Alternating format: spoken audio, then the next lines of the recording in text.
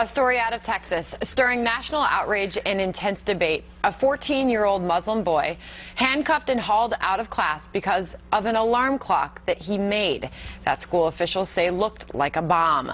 Ahmed Mohammed explains what happened after his clock's alarm went off. I told her it was me that made that noise. It was my alarm clock, and she told me it looks like a bomb. She was like, "I'll take it from you right here." And I was like, "Why are you taking it?" She's like, "Well, I don't want you going around with that." While the boy won't face charges, school officials are standing by their decision to suspend him, and police are defending their actions, saying you have to be careful what you bring to school these days. But amid the outrage, Ahmed, who wants to be an engineer when he grows up, has become a social media sensation. The hashtag #StandWithAhmed was trending yesterday, and President Obama tweeting, quote, "Cool clock, Ahmed. Want to bring it to the White House. We should inspire more kids like you to like science. It's what makes America great." Andrea.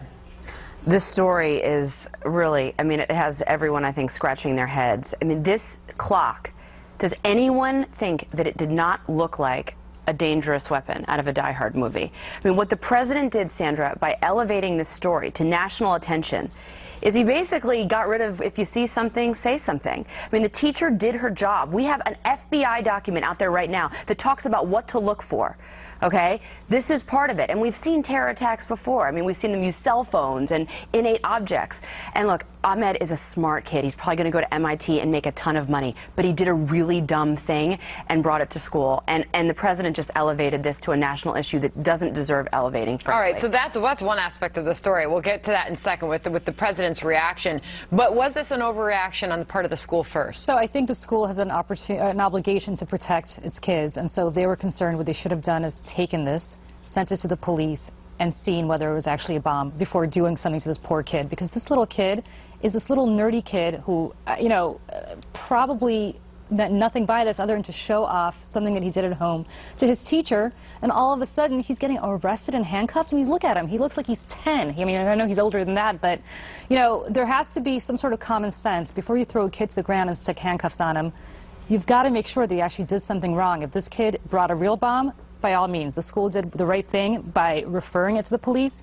But before he got arrested, they should have made sure it was a bomb. But Julie, now someone could bring that device anywhere to the middle of Grand Central Station, and we're just supposed to go, "Oh, it's probably a clock." No. I think the arrest was over the top, but to say that he didn't do a dumb thing, that we have to be vigilant, is crazy. I'm not saying that we shouldn't be vigilant. We should be vigilant, but make sure the kid actually did something wrong before slapping him in handcuffs. Look at him. He's a Which is why I don't understand why he's been he's still suspended, right? Makes no sense. It clearly was a mistake, right? Yeah.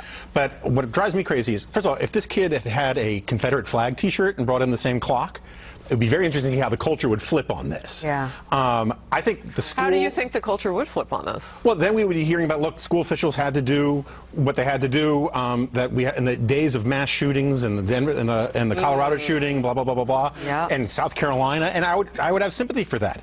I don't think, what drives me crazy is that no one freaks out about the kids who are suspended for making a gun out of a Pop-Tart. Or drawing something silly on a piece of paper, and everyone's rushing to defend this kid because of the political correctness angle. All right, lots more to talk about on that. I'm sure that conversation will continue, and Outnumbered Overtime will be